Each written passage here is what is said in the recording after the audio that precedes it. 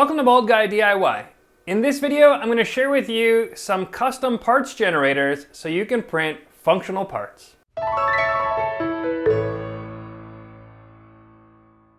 If you've watched my channel and seen the kinds of things that I like to 3D print, you've probably gathered that they're much less artistic and much more on the side of being functional, as well as things that you just can't get at the store without buying a lot of quantity or having to use the off-the-shelf sizes that don't always fit for your perfect situation. If you've seen the videos I've done previously modeling enclosures or knobs and dials using OpenSCAD, you see that it really has a lot of potential to create custom parts that just with a few different parameters can give you different sizes, shapes, solutions for all sorts of different projects. In this video, instead of showing you how to model some of those things, I want to share with you 3 different things that I found online to be very helpful when I'm looking for my own parts to 3D print. These are all found on the Thingiverse website, and they use OpenSCAD, same as the other videos, but the code's already been written for you. All you need to do is change a few parameters, and you have exactly what you need for your application. So let's dive in. The first really cool thing that I like to print is hinges. Now that might not sound super interesting, but hinges are super useful on a lot of different projects, and finding just the right hinge, the right size, the right number of screws, all of that can be a little challenging.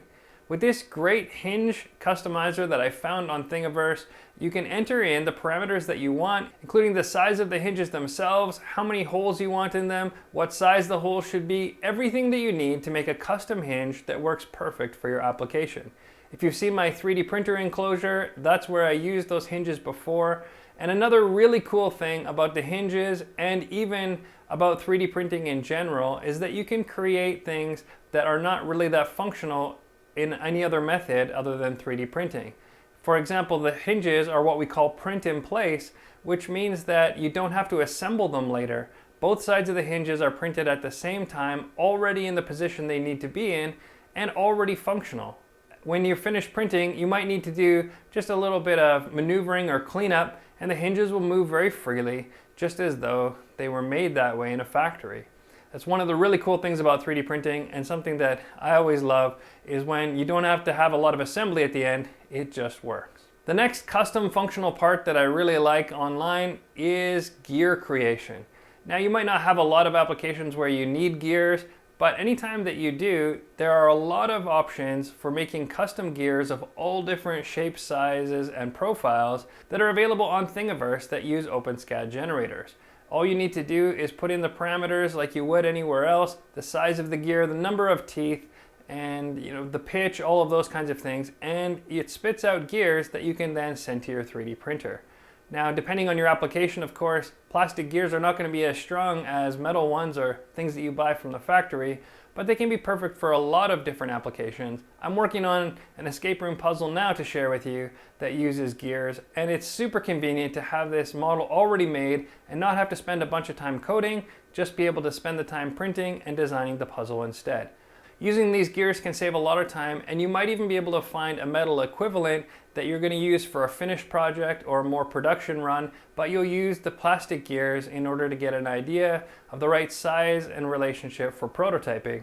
So finding gear customizers that you can use and just change a few parameters to get that perfect size is such a great advantage. The third and last type of functional part that I really like is fasteners.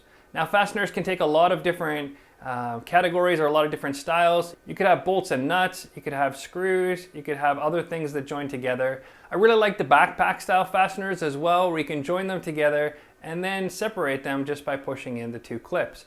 So many different things are available. I'll show you a couple of examples here, but really just searching for OpenSCAD and fastener or OpenSCAD and clip, and you'll find so many different options of parts that are already made, maybe samples that are already a certain size, but also ones that you can create, modify, and customize exactly to your specific purpose. These types of models that have functional uses are so valuable to me, more than the artistic or decorative kind, because they really can make or break a project and can save you a lot of money from having to find a commercial product available.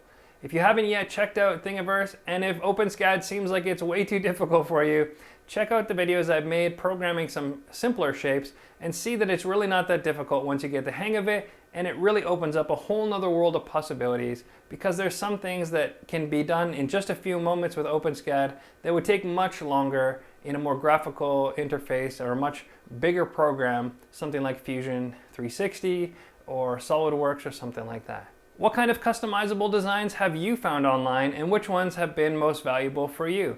Let me know in the comments or send me an email. My information's in the description below. If you like this kind of content, please give the video a thumbs up, subscribe to the channel, and check back weekly as I post a new video every Saturday morning. Until next time, in all your DIY projects, save some time and use something customizable.